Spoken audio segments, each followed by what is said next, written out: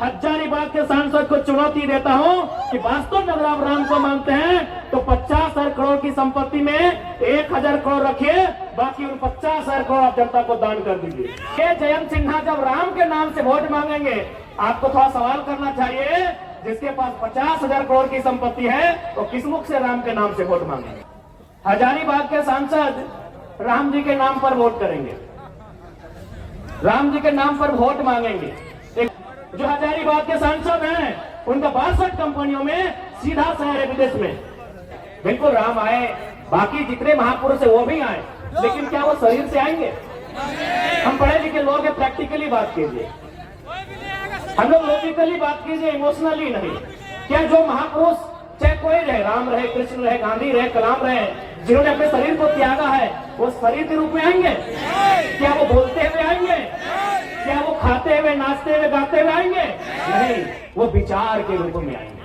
अतः राम का स्वागत है विचारों के रूप में, गांधी का भी स्वागत है विचारों के रूप में, कलाम का भी स्वागत है विचारों के रूप में, फिर शरीर के रूप में कोई नहीं आएंगे।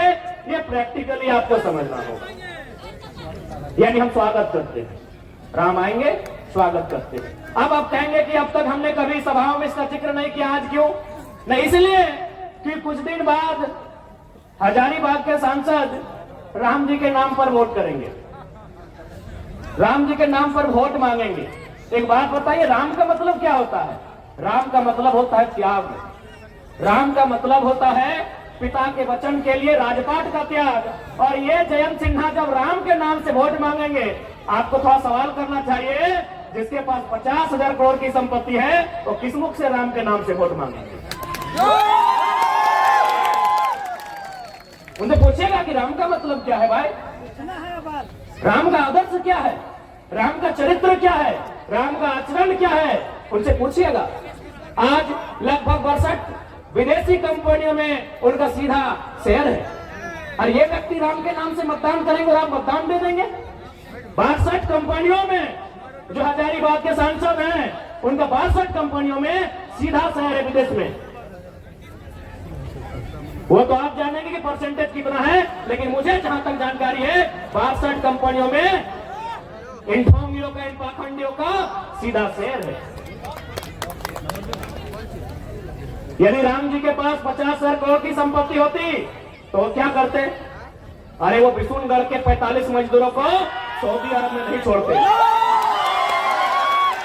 वो बिशुनगढ़ के 45 मजदूरों को सऊदी अरब में नहीं छोड़ते जो टॉयलेट का पानी पी रहे हैं। वो बड़का गांव के लोगों में कर्फ्यू का माहौल नहीं उत्पन्न करते हैं, जो है अडानी प्राइवेट लिमिटेड कंपनी जमीन अधिग्रहण के लिए वहां इस प्रकार से पुलिस प्रशासन भरी है जैसे वो तालिबान लगता है। और कल ये शख्स आएंगे और ये भावनाओं के नाम पर, आस्थाओं के नाम पर मत लेने का काम करेंगे। तो क्या राम का चित्र ऐसा ही था जैसा जयंत सिन्हा का है? इसलिए आज राम यानी विचार, राम यानी आचरण, राम यानी आदर्श, राम यानी कर्तव्य। एक भी लक्षण वर्तमान जो सांसद है, क्योंकि यहाँ सबसे ज्यादा हिंदू मुस्लिम के नाम से मतदान होता है, एक भी लक्षण राम का इनमें नहीं दिखता है। ये तो ऐसे लोग हैं जिनके कारण एक और हमारे राज्य में भुखमरी है, हमारे राज्य में गरीबी है, पलायन है, विस्थापन है। और आपको जानकारी होना चाहिए, पूरे झारखंड में सबसे ज्यादा अगर विस्थापन कहीं है तो हजारीबाग जिला, हजारीबाग लोकसभा के बिशुनगढ़ प्रखंड में। इसलिए आज मैं आपसे यही कहना चाहूंगा कि जब मत की बारी आए, ऐसे व्यक्ति को चुनिएगा जो आपकी बातों को दिल्ली में रख सके, जो आपकी बातों को दिल्ली को मजबूत कर सके, जो आपकी लड़ाई को लड़ सके। एक बात सभी जानते हैं, चाहे मीडिया के कर्मी हो या प्रशासन के लोग हो या सरकारी कर्मचारी हो, हर कोई यहाँ अपने इस जीवन में चाहता है कुछ संपत्ति का अर्जन करके चले जाएं। लेकिन आपको जानकारी होनी चाहिए, आज जिस प्रकार से झारखंड का माहौल बना है, कहीं सड़क चौड़ीकरण के नाम पे, कहीं डैम के नाम में, कहीं तालाब के नाम में, कहीं माइंस के नाम में, कहीं फैक्ट्री स्थापित करने के नाम में हमारी जमीनें कोड़ी के भाव ले रहे हैं। यदि आज हमारे पास दिल्ली में शख्स नहीं होगा जो हमारे लिए लड़ सके, तो आने वाले दिन ऐसा होगा कि झारखंड एक खंडहर के रूप में होगा, हम और आप केवल तमाशा देखेंगे। मैं आपके माननीय सांसद की एक करतूत सुनाता हूँ। करतूत और कारनामा में फर्क होता है, जैसे क्लेवर और कनिंग होने में फर्क होता है। दोनों का मतलब चालाक होता है, लेकिन एक का मतलब धूर्त होता है। तो मैं इनकी एक करतूत आपको सुना रहा हूँ। आपके जो यशस्वी नरेंद्र मोदी जी के नाम पर ये खोज लेंगे, माननीय जयंत सिन्हा, इनका बाप भी सांसद रह चुके, अपना बेटा को बनाने की तैयारी में है। राजरप्पा में प्रोजेक्ट आया था।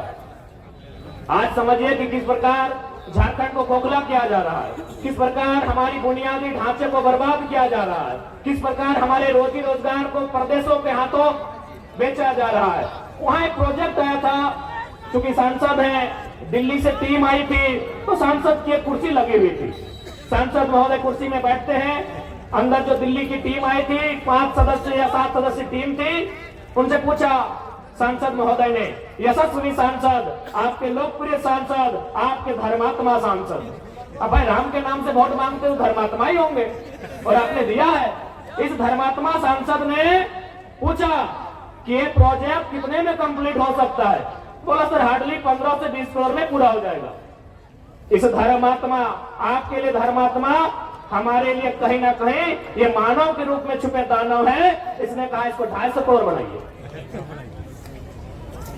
आप पता कर लीजिएगा, राजरप्पा प्रोजेक्ट वहां 15 करोड़ में ये योजना थी, इन्होंने कहा इसको 250 करोड़ बनाइए। यानी जो योजना 15 करोड़ में हो सकती थी, 250 करोड़ किसके लिए? अपन जेबक डाल ले, अपने लिए, अपनी पत्नी के लिए, अपनी साली के लिए, अपनी सरहद के लिए।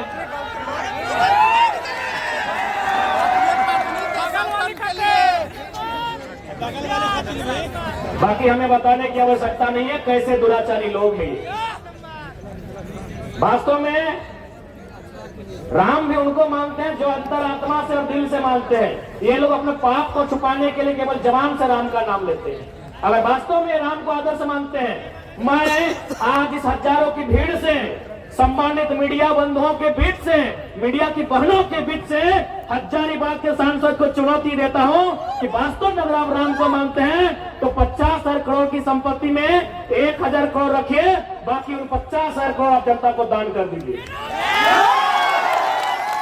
ये राम का चरित्र हो सकता है, ये राम का आदर्श हो सकता है। 50 को कंपनी जो विदेश में चलेगी, आपका वहां 30-35% शेयर रहेगा, और झारखंड में जनता को केवल बरगलाना का ये लोग काम करते हैं। जैसा सर याद रखा है रुपया। आज झारखंड गरीब नहीं है मेरे साथियों, मेरी माताओं, मेरे बहनों, मेरे बुद्धिजीवी अभिभावकों, इस झारखंड को गरीब बनाया जाता है। झारखंड नहीं है गरीब।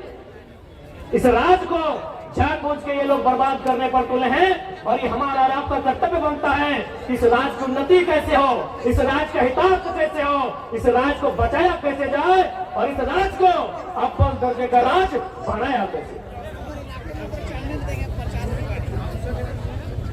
क्योंकि अगर हम स्थानीयता के मुद्दे से आए थे, और यदि हम लोग स्थानीयता की बात नहीं करें तो शायद बेईमानी होगी।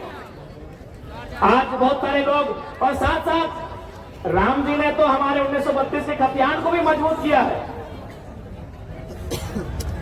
राम जी ने हमारे 1932 के खतियान को भी मजबूत किया है। अब आप बोलेंगे कैसे? राम जी का विवाद कब का है? 1528 का है। समाधान कब हुआ? 21वीं सदी में। समाधान किन्होंने करवाया? लोकतंत्र ने। लोकतंत्र ने। तो भाई जब मुगलों के काल की समस्या का समाधान लोकतंत्र में हो सकता है, तो हम तो अंग्रेजों की काल की समस्या का समाधान मांग रहे हैं। हम तो अंग्रेजों की काल की समस्या का समाधान मांग रहे हैं। तो राम जी ने तो तमाम विस्थापितों को मजबूती दिया है। तमाम विस्थापितों को, जिनका जमीन 50 साल पहले टाटा ने लिया है, डीवीसी ने लिया है, वेदांता ने लिया है, सीसीएल ने लिया है, बीसीसीएल ने लिया है, ईसीएल ने लिया है, एचईसी ने लिया है, हिंडाल्को ने लिया है, मगध आम्रपाली एनटीपीसी ने लिया है, 50 साल पहले लिया है। जब राम जी की समस्या का समाधान 500 साल बाद यही लोकतंत्र का बुनियादी, यही लोकतंत्र का सर्वोच्च न्यायालय करता है, तो 50 साल पहले जो हमारा जमीन अधिग्रहण हुआ है विकास के नाम पे, जो आज खाली पड़ा है, जो टाटा के कब्जे में है, कहीं एचईसी के कब्जे में है, कहीं हिंडाल्को के कभी कब्जे में है, तो क्या हमारा भी अधिकार नहीं बनता है कि लोकतंत्र उसका समाधान करे? बनता है कि नहीं बनता है भाई?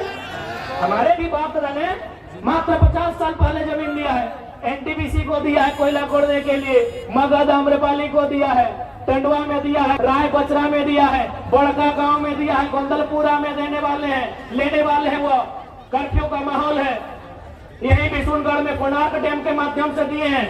तो हमें भी इस लोकतंत्र में उतनी ही आस्था है।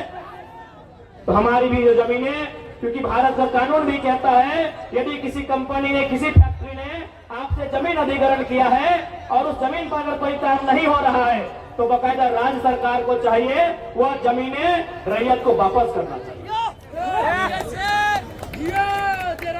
तो लोग कहते हैं भाई अंग्रेजों के काल का है, हमने तो बता दिया मुगल काल की समस्या का समाधान लोकतंत्र के माध्यम से हुआ। आप एक बात बताइए, जो लोग कहते हैं कि अंग्रेजों की काल की समस्या है, अंग्रेजों का कानून है, तो भारत के बुद्धिजीवी लोग बताए तो कि भारत का क्या है? भारत के लोग हमें बताएं।